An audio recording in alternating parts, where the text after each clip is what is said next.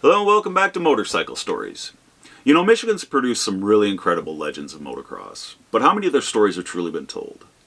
Now, my dad and I have been collecting old motorcycle magazines, newsletters, and original photos for years. But what good is all that history if the stories behind it remain untold? That's why I've started this project, Motorcycle Stories. It's a place where riders from all generations can share their experiences and keep the history alive. Now, as you can see on my desk here, I have a pile of old motorcycle magazines. These were gifted to me by my dad, who's been collecting them since the 60s. This one is Cycle World, December 1968. My dad was deeply involved in motocross back in the day. He was not just a fan, he was a racer. He lived the sport, and he also captured many incredible moments from those days through his photography. His first-hand experience and passion for the sport are a huge part of what inspired me to start this project. I want to honor those stories, his and so many others, by making sure that they're remembered and shared.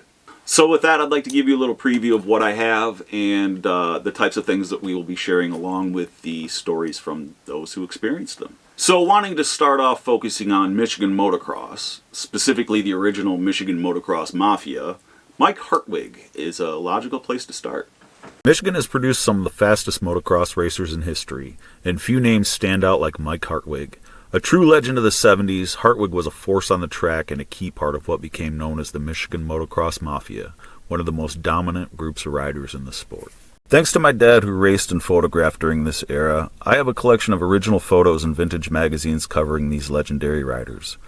His pictures are excellent and most of them have never been seen before.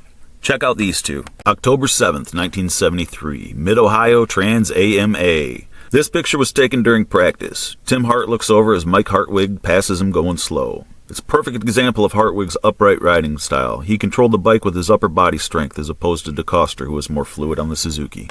The second picture is several corners after the start. The riders are all wide open going up Tower Hill, a landmark of the track. In this picture you can see Hartwig, Pomeroy, Weinert, and several others battling it out.